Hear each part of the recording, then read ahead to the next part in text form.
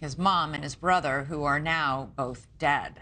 So, what to make of these new statements? Attorney Ronnie Richter represents Smith's family in an investigation into his death. Thanks so much for joining us. Buster has long maintained his innocence, despite the rumors and accusations in town that he was responsible. To your knowledge, is he still a suspect in this murder investigation? Yeah, thanks for having me. He's also long maintained his silence and is ponderous as to why he would want to break that now. But no, we're aware of no credible evidence that would link Buster Murdaugh to the death of Stephen Smith. Do you think he knows more than he's saying about the whole thing? I don't know that, but what I do know this. I know that Hampton, South Carolina is a very small community. I know that it's virtually impossible to keep a secret like this tight within a small community like that. So I know that there are people out there in the community who know what happened to Stephen Smith. So we urge them to come forward. Whether Buster is one of those people or not, we do not know. With the influence that the Murdaugh family holds over that community, it's reasonable to believe that someone in the Murdaugh family knows something. But so far, there's been no break that would tell us definitively who was there. Why do you think people aren't coming forward if they know something about what happened to this young boy, or young man, actually?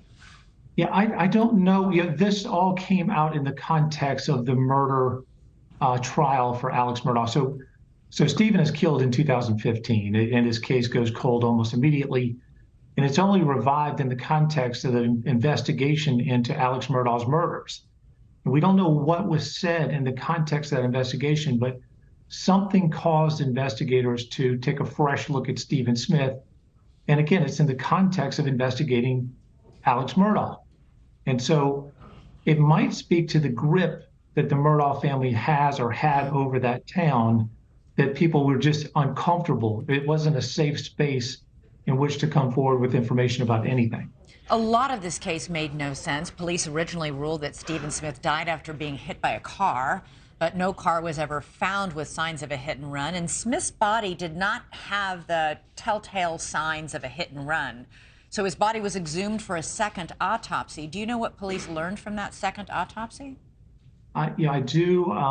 My law firm played a role in having that exhumation done. We know the results of the second autopsy. And, Elizabeth, not to play games with you, but the top cop in the state of South Carolina, Chief Keel, asked us as a part of his investigation to kind of keep that tight. So I will tell you this, we learned more from the second autopsy. We know more today than we did then.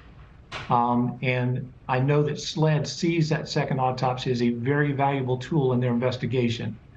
But if you've ever been called by the top cop in your state and been asked, please keep this tight while we're investigating, it's a request that we have to honor. But it is now officially a homicide investigation. This was no accident. No, it is definitely being investigated now as a homicide. It was dismissed before as an accident, but the new investigation is focused on this case as a homicide. There's no question about it. And there are two suspects that you know of?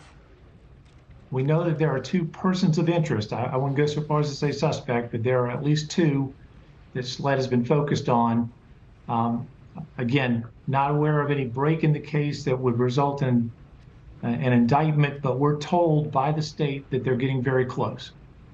And to your knowledge, Buster Murdaugh is not one of those two persons of interest? We are still unaware of any credible evidence to make that link. And if we were aware of that evidence, we'd be the first ones telling the world of it. But, and you would know if there was evidence, is what I'm asking. I think we would know as much as anybody in the state of South Carolina, as close as we've been to these facts. So we're aware of no evidence. Thanks so much for watching. Go to joinnn.com to find NewsNation on your television provider.